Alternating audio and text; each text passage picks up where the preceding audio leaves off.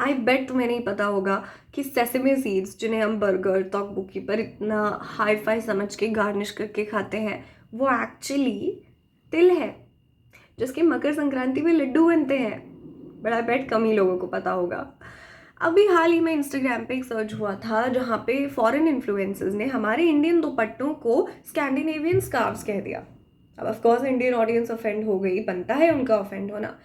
लेकिन ये चीज़ ट्रेंड में तभी क्यों आई जब किसी और कल्चर ने हमारे कल्चर को मिस इंटरप्रेट किया या हमारा क्रेडिट किसी और कल्चर को दे दिया। हमने in the first place proudly अपने कल्चर को एक्सेप्ट क्यों नहीं किया? ऐसा कितनी बार हुआ है कि if you belong to Marwari, Malwa और some other north Indian region जहाँ पे तुम्हारी रीजनल लैंग्वेज को गांव की भाषा बोला जाता है, तुम्हारे पेरेंट्स ने तुम्हें कहा होगा कि ये जो भाषा है ये गांव की भाषा है, इसे तुम घर तक ही बोलो, बाहर हिंदी में बात करो, बाहर इंग्लिश में बात करो। बहुत सारे ऐसे रीजन्स हैं जहाँ पे उनकी रीजनल लैंग्वेजेस को रिस्पेक्ट किया जाता है एंड लोग बड़े प्राउडली उन्हें बोलते हैं, लेकिन बहुत सारे रीजन्स नहीं भी बोलते। और इंडिया में मेजॉरिटी ऐसा ही चलन चलता रहा है कि हमारे अपने ट्रेडिशंस, हमारे अपने कल्चर, हमारी अपनी लैंग्वेज से हम शर्मा जाते हैं। ऐसा क्यों? एवरीबडी नोज कि India has such a rich culture. हमारी हिस्ट्री, हमारी माइथोलॉजी, हमारा science, everything. We had Nalanda, we had the Vedas, we have the Upanishads, we have everything. The culture of India is so rich, it is so prospering, it is so knowledgeable. We were so fast forwarded बहुत सालों पहले, लेकिन when westernization happened, what happened to us? हमने इतने rich culture को पीछे क्यों छोड़ दिया? हम प्राउडली उसे एक्सेप्ट क्यों नहीं कर पाते? Well, this all comes back to its roots, जो कि है self-worth. I know you people are gonna come for me and say कि ये सब अभी modern topics है, mental health वगैरह. How is this related to anything जो चल रहा है? You know, this is a big topic, culture and everything. तुम इसको mental health से कैसे relate कर रही हो? But let me tell you, everything starts from a little point. Everything starts from one person. होता क्या है, जब हम छोटे होते हैं तो हमारे माँ बाप हमें फील कराते हैं कि हम जो है, हम मैटर नहीं करते उतना, हमारी बाउंड्रीज मैटर नहीं करती। हम रिस्पेक्ट के लायक तभी हैं जब हम कोई अच्छा काम करेंगे, जब हम एल्डर्स की बात सुनेंगे और जब हम गुड गर्ल या गुड बॉय बनकर रहेंगे। हमारी सेल्फ वर्थ बेस हो जाती है परफॉर्मेंस पर। बचपन से ही हमें सिखाया गया कि हमें अपनी लैंग्वेज की बजाय इंग्लिश को ज़्यादा भाव देना है, इंग्लिश इज मोर रिस्पेक्टेबल।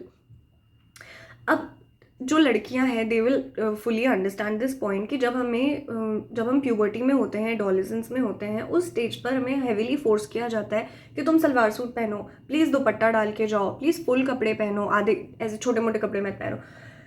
तो even though this Indian attire is very very beautiful, जिस तरीके से ये हमें इंट्रोड्यूस करवाया गया forcefully without our own will, हमारी चॉइस नहीं थी उसमें, हमारे मन में उस चीज़ के लिए थोड़ा बहुत कहीं ना कहीं हेट्रेड पैदा होता गया। आई एम नॉट सेइंग कि हर ही फैमिली में, हर ही रीजन में ऐसा होता है, बट इट डज हैपन।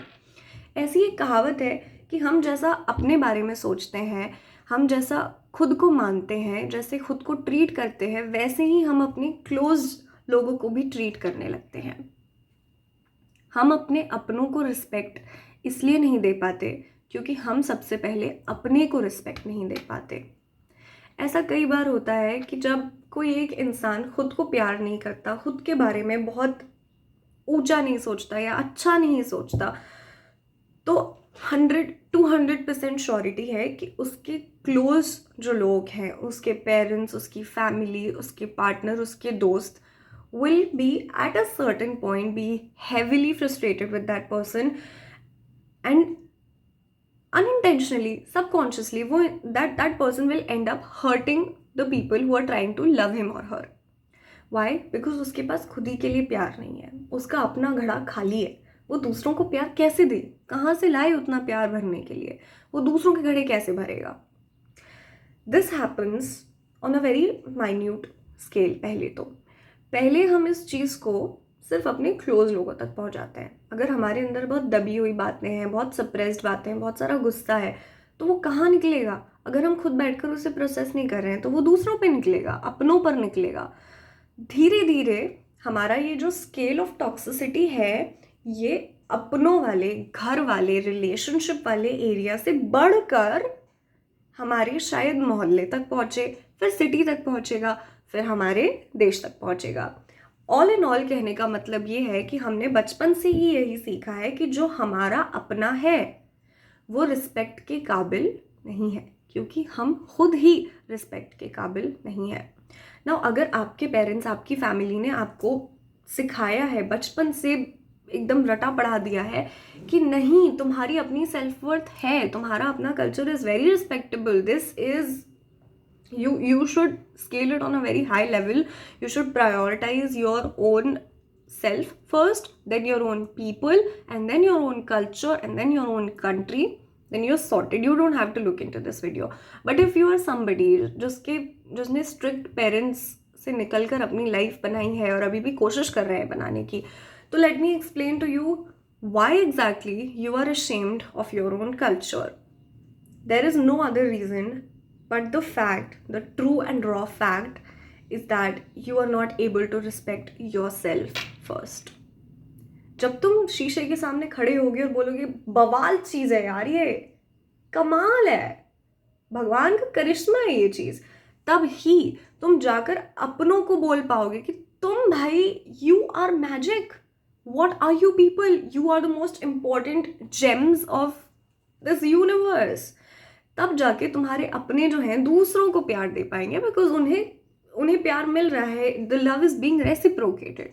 तब ही जाके तुम अपने से, तुम्हारे सेल्फ से जो भी चीज़ें लिंक्ड हैं उनको प्यार और आदर दे पाओगे। अगर तुम अपने लिए स्टैंड ले सकते हो तब ही जाकर तुम अपनी लैंग्वेज, अपने कल्चर, अपने ट्रेडिशंस, अपने फेस्टिवल्स, अपने लोग एंड अपने हेरिटेज, अपने कंट्री के लिए खड़े रह पाओगे। तो इससे पहले कि तुम जाकर कहीं भी किसी भी प्लेटफॉर्म पर लड़ाई शुरू कर दो कि नहीं मेरा देश महान, मेरा भारत महान, हमारी हिस्ट्री में ये है, हमारी माइथोलॉजी में है, हिंदुइज्म ऐसा, मेरा रिलीजन ऐसा, मेरा, हम महान जगह से आते हैं, सबसे पहले पूछो कि क्या जब एक्चुअल समय आएगा प्रूव करने को, तुम उसके लिए खड़े रह पाओगे at the expense of your own self? No, right? This is a very very well known and frequently said proverb कि sacrifice is the epitome of purposefulness. ऐसा नहीं है, तुम बिना खुद को प्यार किए दूसरे चीज़ों, दूसरे लोगों, दूसरे आइडियल्स, दूसरी पार्टीज के लिए सैक्रिफाइस नहीं कर सकते। अगर तुम अपनी कंट्री को, let's take the example of your country, अगर तुम अपनी कंट्री को बहुत प्यार करते हो, बहुत प्यार करते हो, तभी जाकर तुम्हारे अंदर वो भावना जगेगी कि मैं अपनी कंट्री के लिए सैक्रिफाइस कर सकता हूँ। और उस सैक्रिफाइस के बाद जब सब कुछ हो जाएगा, जब वॉर ओवर हो जाएगा, when you have made all your sacrifices for maybe your partner, for maybe your family, for maybe anything, for maybe your, let's say, the larger scale, your country, your culture, उसके बाद जब आकर तुम शीशे में देखोगे या बैठोगे अकेले एंड यू थिंक कि मैंने कंट्री के लिए तो किया, लेकिन मैंने अपने लिए क्या किया, that is the moment you are going to regret giving your whole entire life up to literally anything and anybody else. पहले अपना कप फिल करो ताकि तुम्हारे पास सैक्रिफाइस करने के लिए कुछ हो। अगर तुम अंदर से खाली हो तो तुम जाके क्या सैक्रिफाइस करोगे? जो भी करोगे it will only come at the expense of your own mental health. तो before you go, before we sum it up, before you make a decision, just remember कि सब कुछ छोटे से पॉइंट से शुरू होता है, सब कुछ तुम्हारे अपने सेल्फ से शुरू होता है। या घट भीतर हीरा मोती, या ही में परखन हारा। तुम्हारे अंदर बहुत बहुत पोटेंशियल है, बहुत कैपेसिटी है, बहुत प्यार है, लेकिन अगर तुम उसे ऐसे फ्रीली कहीं भी बांटने चले जाओगे और डिस्ट्रीब्यूट करने लगोगे तो तुम्हारे पास अपने लिए कुछ नहीं बचेगा सिवाय मलाल के। सो गो, respect yourself and then decide to respect the people around you, and then the cycle continues and butterfly effect, you will start to respect everything about you. And when I say everything about you, it encompasses everything from your country, culture, and blah blah blah, everything that we have discussed. So go cuties, पहले अपने को respect करना सीखो, तब जाकर तुम अपनों को और अपनी चीज़ों को, अपने देश को, अपने कल्चर को रिस्पेक्ट कर पाओगे. Hope you understand.